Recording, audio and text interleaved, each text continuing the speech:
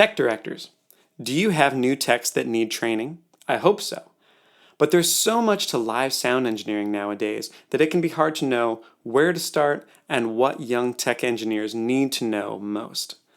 Well, let's talk about it.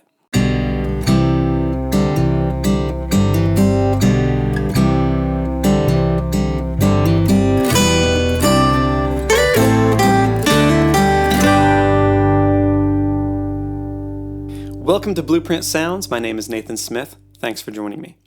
Today we're going to talk about training new techs. But before we do, I want to give you something.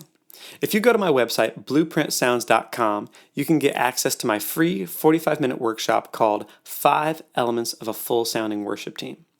What it does is it gives you and your team a framework for understanding how to create a full sound no matter how many players you have. It allows each member of the team to know what their job is and what their job is not so they don't get in each other's way. It's also really helpful for techs to understand how to achieve balance between those 5 different elements to get a full sound every time.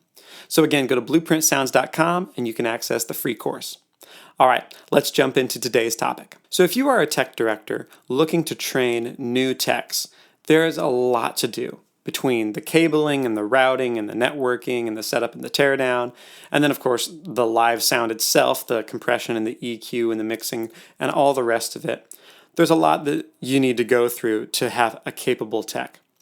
But I want to tell you a story that I think illustrates what techs struggle with, especially young techs struggle with, and how we can help train them to be musical, not just technical.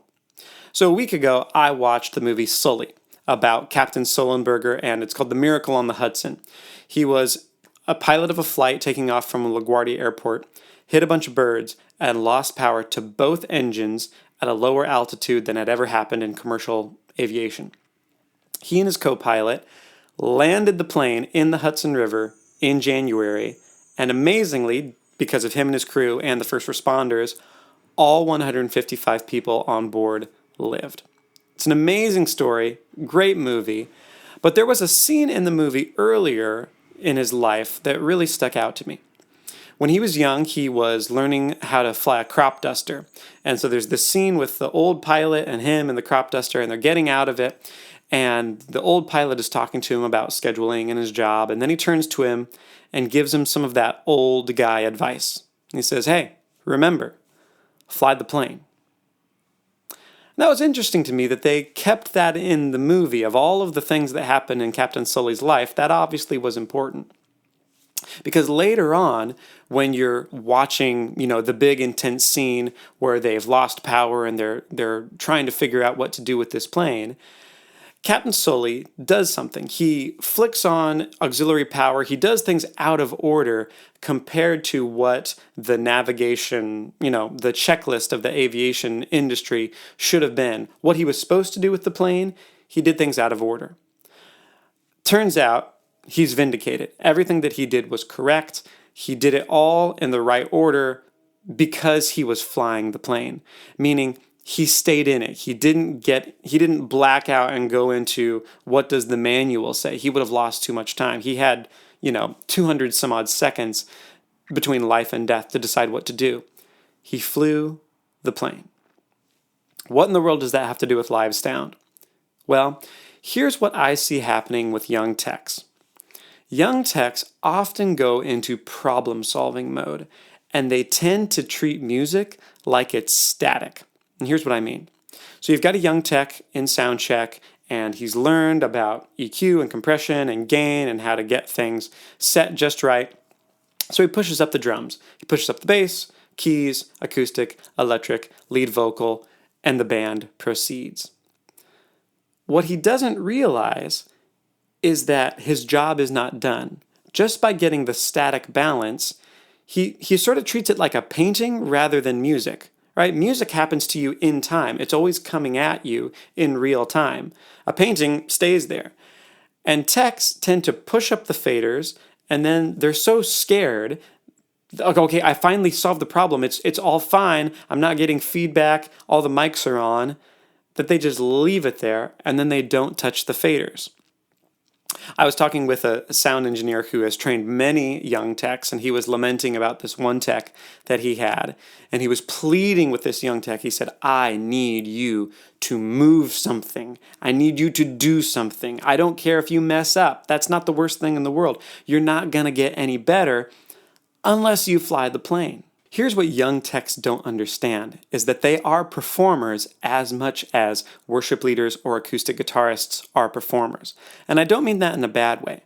I just mean that an acoustic guitarist has to play a G chord and then move on to another chord and then move on to another chord in time. It's not just stuck there and their job is done. The same is true for a mix engineer. He doesn't just push up the faders and then his job is done. He has to perform the mix. He has to bring things up and bring things down in order for the mix to have life and energy. It's the least he can do just to get a rough balance. To really make the mix shine, he has to move some faders. But young sound engineers get what I call fader fear, where they're so afraid of getting something wrong that they live in that half of their brain that's just problem-solving based, and they don't get into that other side, that artistic, hey, let's have fun side, because this is live music and it's amazing. Good sound engineers do that. Good sound engineers, when they're flying the plane, it's a blast. So how do you get somebody out of that mode into the artistic, I'm having fun, I'm performing a mix, I'm not just fixing problems during sound check? Here's what I would do. Again, using the pilot analogy, pilots spend a lot of time in flight simulators. And we have the same thing in live sound. If you have a digital board, it's called a virtual sound check. So with the virtual sound check, you will have recorded tracks from maybe a Sunday morning service or a rehearsal. And they're all discrete, meaning that when they're recorded as tracks, they're not summed to a left and right channel. You have all of them on faders, which then you can play back, and just like a regular mix, each one is independent of the other. So here's what I would do with a young tech. Bring your young tech in, and you don't start with EQ and compression. You do all that. Yep, you can walk them through how it works, but I would wait.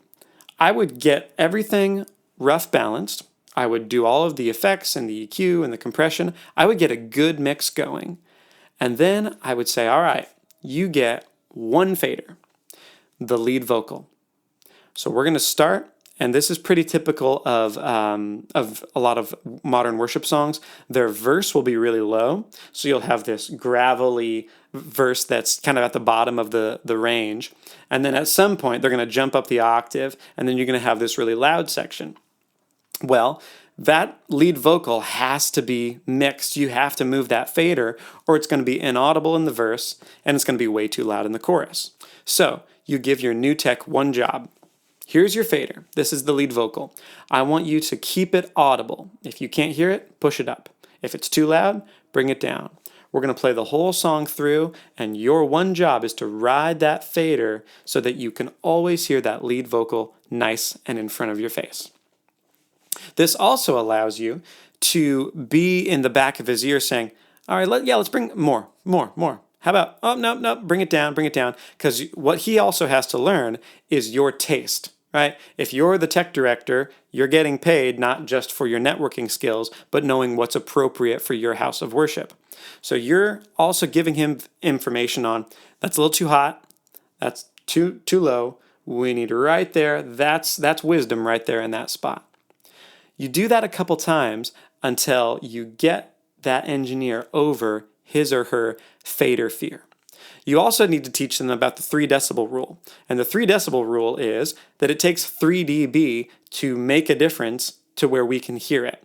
I see a lot of young engineers, they think it might be too low, and then they tick it like half a dB.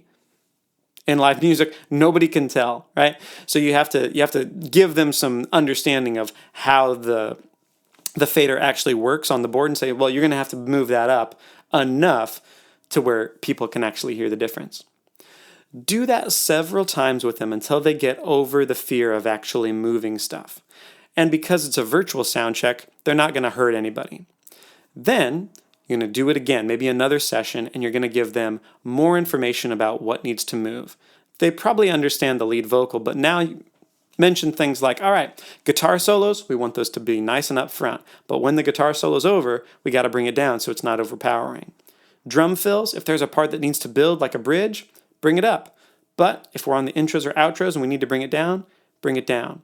Teach them to start mixing and using balance creatively from the get-go, even before EQ and compression, or at the same time as EQ and compression. Because again, there's so much information, they need to know that the most important thing is them flying the plane when it's time, right? It's not enough just to get the initial balance. They actually have to move those faders, and that will give you a better tech at the end of the day. Hey, I hope that helps you. Again, I know there's so much to learn as a new tech, but new techs need to remember to fly the plane, and that the most important thing is what they do with their faders in real time during the event. Before I go, make sure to go to blueprintsounds.com and check out that free training, 5 Elements of a Full Sounding Worship Team. Until next week, God bless and goodbye.